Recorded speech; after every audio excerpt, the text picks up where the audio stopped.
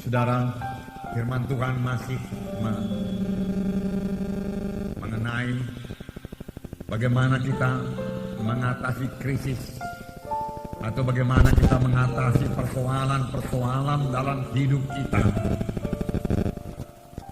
Firman Tuhan berkata, sama sebagaimana imanmu jadilah padamu.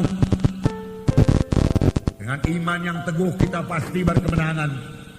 Maka sebaliknya, kalau tanpa iman mustahillah kita berkenan kepada Tuhan.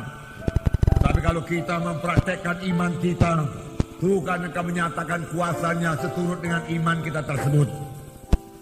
Ketahuilah saudaraku bahwasanya Tuhan kita masih Tuhan yang hidup di atas takhta. Dia masih memegang kendali, dia masih mengadakan tanda ajaib, tanda mujizat. Bahkan saya percaya penuh, mujizat Tuhan sudah tersedia bagi saudara.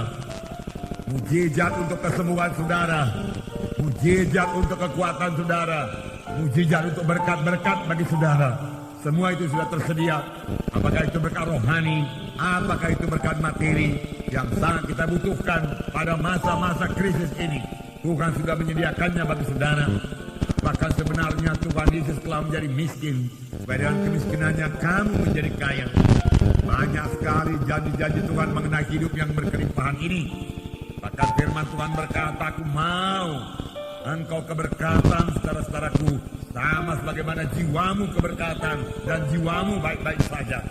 Pandanglah kepada Tuhan Yesus pada pagi hari ini, saudaraku, dan berharap kepadanya saja. Maka saudara akan keluar dengan kemenangan, melintasi masa krisis ini, saudaraku.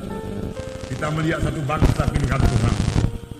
Bangsa pilihan Tuhan yang berada dalam keadaan krisis.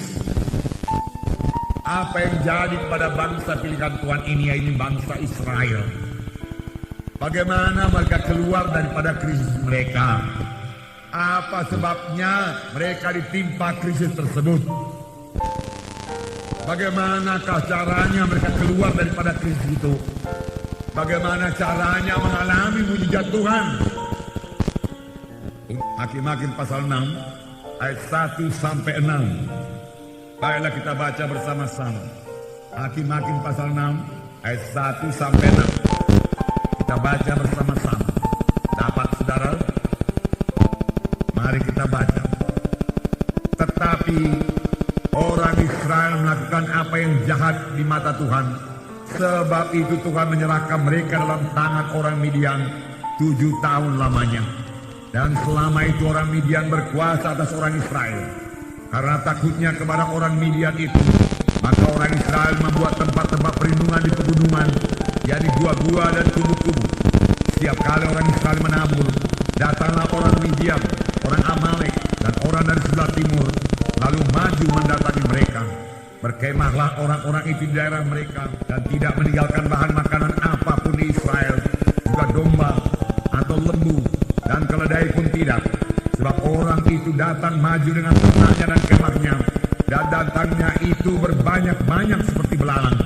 Orang-orangnya dan unta-untanya tidak terhitung banyaknya. Sekalinya datang ke negeri itu untuk memusnahkannya, sehingga orang Israel menjadi sangat melarat oleh perbuatan orang Midian itu. Lalu berserulah orang Israel kepada Tuhan. Bangsa Israel, bangsa pilihan Tuhan, bangsa yang dikasih Tuhan. Tuhan mempunyai maksud pada bangsa pilihannya ini. Dan Tuhan memang sudah memberkati bangsa pilihan ini. Hanya sebagai bangsa pilihan Tuhan, mereka memiliki hukum-hukum Tuhan. Tuhan lebih dahulu berfirman kepada bangsa Israel ini dalam Hakim-Hakim pasal 2. Tuhan berkata, tetapi janganlah kamu mengikat perjanjian dengan penduduk negeri ini. Mezbah mereka haruslah kamu robohkan. Tapi kamu tidak mendengarkan firman-Ku. Mengapa kamu berbuat demikian? Lagi aku berkata kepadamu, aku tidak akan menghalau orang-orang itu di depanmu, tetapi mereka akan menjadi musuhmu, dan segala ilah mereka akan menjadi jerat bagimu. Aku akan mengantarkan kamu ke tanah Kanaan. Tetapi janganlah kamu menyembah Allah orang Kanani ini. Tetapi kamu tidak mendengarkan firman-Ku. Inilah selalu kesalahan bangsa Israel. Mereka menyimpang dari jalan Tuhan. Sesudah mereka diberkati Tuhan, mereka mulai lupa kepada Tuhan. Dan mulai ikut adat istiadat bangsa Kanani. Dan mulai ikut menyembah ilah-ilah orang Kanani. Lalu datanglah persoalan. Perlindungan Tuhan dicabut daripada mereka. Dan pada waktu perlindungan Tuhan dicabut, maka dengan mudah musuh-musuh menguasai Israel. Dan tanpa perlindungan Tuhan, Israel tidak punya kekuatan. Tanpa perlindungan Tuhan, bangsa pilihan Tuhan sekarang ini, anak-anak Tuhan juga tidak punya kekuatan. Apakah yang menyebabkan perlindungan Tuhan itu dicabut? Perlindungan Tuhan dicabut karena ada dosa yang tidak diselesaikan. Biasanya bangsa Israel, jangankan bangsa Midian datang yang tidak terhitung banyaknya, bangsa Mesir yang kuat sekalipun tidak sanggup mengalahkan mereka. Panjang mereka menyembah Tuhannya, panjang mereka bersekutu dengan Tuhan, panjang mereka tidak berbuat dosa. Dosalah yang menyebabkan mereka lemah. Dosalah yang menyebabkan mereka kalah. Dosalah yang menyebabkan anak-anak Tuhan sekarang dikuasai oleh setan, dikuasai oleh kutuk dosa. Dosa menyebabkan doa tergendala.